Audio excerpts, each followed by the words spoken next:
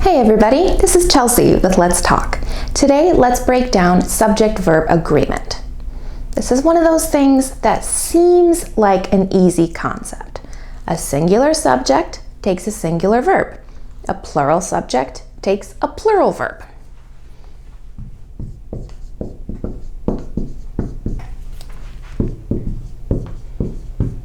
This roll is delicious. Here I've got just one roll, so I have a singular verb. If I have plural, these rolls are delicious. I've got more than one roll, so I use the plural verb. Pretty basic, right? But there's some situations where it's not always easy to identify the subject. So let's talk about some of these tricky situations. First one is when we use there is or there are.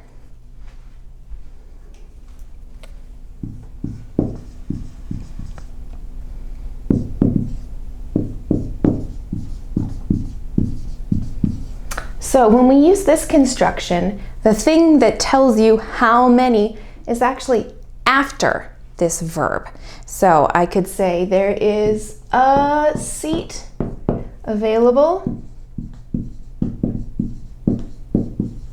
or there are seats available. But we have a seat here, so we use is.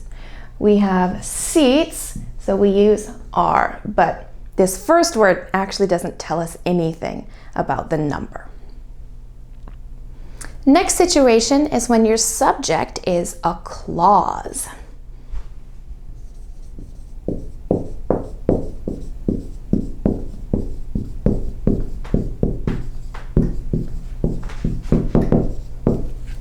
Whoever ordered the special is going to love it.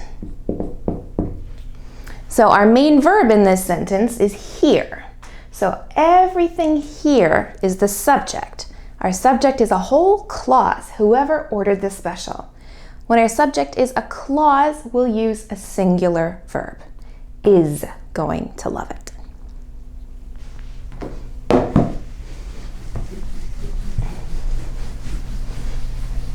Next, when our subject is a gerund.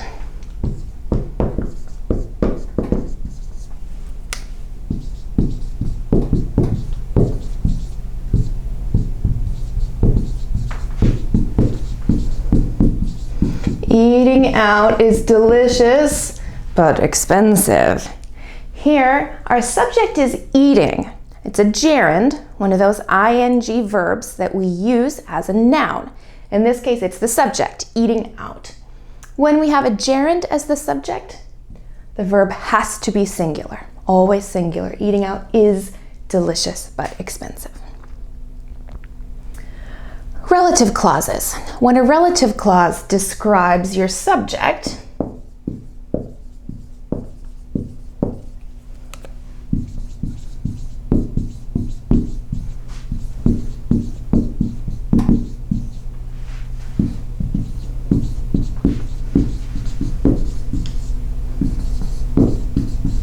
the woman who loves cookies is ordering more.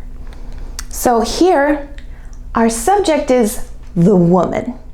And this is an adjective clause, a relative clause, describing our subject, the woman. So it sounds weird. The woman who loves cookies is? It sounds kind of strange, but cookies isn't the subject. The subject is all the way up here, the woman. So we could say the woman is ordering more. This is just extra info, it's not the subject. So when you have a relative clause describing the subject, be careful. It could go either way, where it seems like it should be plural, it seems like it should be singular. Look at that subject noun to tell you. The word every. This one is confusing.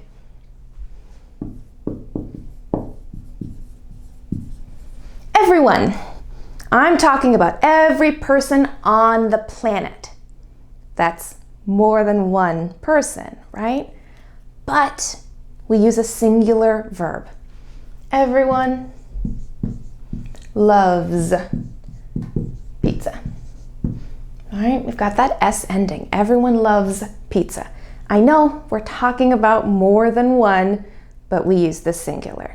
That'll work for every word that starts with every. Everything is okay. Everywhere is beautiful. Those will all use singular verbs. When you have more than one subject together with the word and,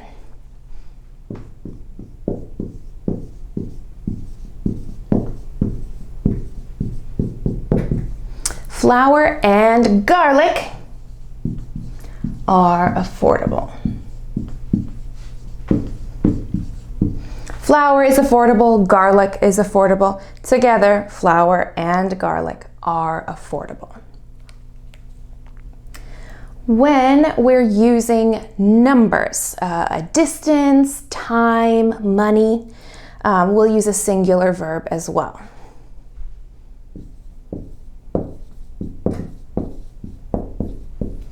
"20 minutes is too long to boil corn."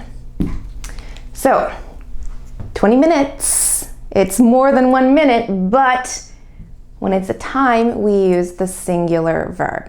Same with money. $5 is a good price for a watermelon. Even though it's $5, we use singular verb. $5 is a good price.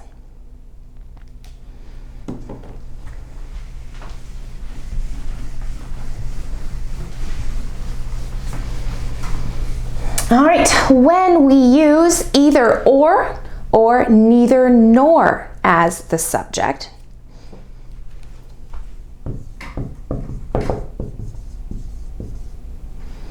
either a salad or fries. So we've got our either or construction as the subject. When our second noun is plural, we'll use a plural verb. Either a salad or fries come with the meal. So our first one's singular, doesn't matter. Our second noun is plural. So we'll use the plural verb, fries come with the meal. Or with neither,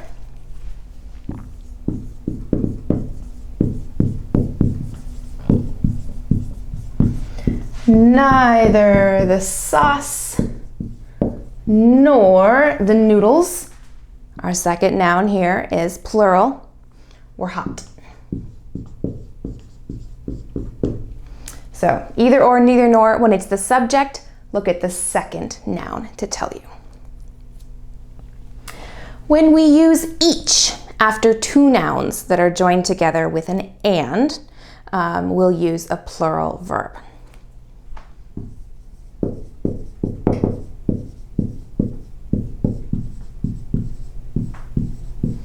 Connie and Tara each, after two nouns with an and, Connie and Tara each owe $25 plus tip. So when we have each, two things joined with and, we'll use the plural verb, each owe.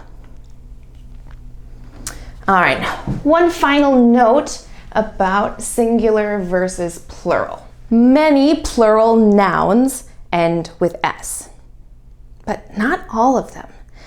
Sometimes we have a singular noun that ends in an S. This happens with some countries, like the United States. It's the United States, but we consider it one thing, so we use a singular verb. The US has 50 states. Some other countries are like that too. The Philippines, the Netherlands, there's a couple. Some class subjects have an S on the end, but they're used singularly. Physics. One class, but it ends in an S. Physics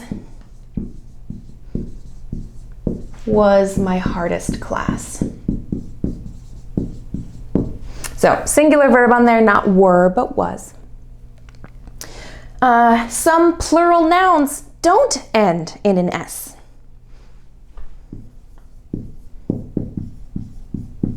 My teeth. Singular, tooth, plural, teeth. There's no S on here. So when you look at it, you have to remember this is the plural form. So it needs a plural verb. My teeth are straight. And there are other nouns that can be plural or singular with the same form.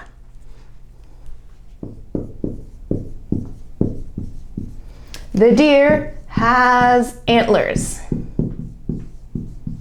Talking about just one deer, that deer over there. But I could also say, the deer have antlers. And I'm talking about all of those deer over there, all 4 deer. The deer have antlers. Because deer can be singular or plural. So make sure you know which is which there. Non-count nouns often don't end in an S.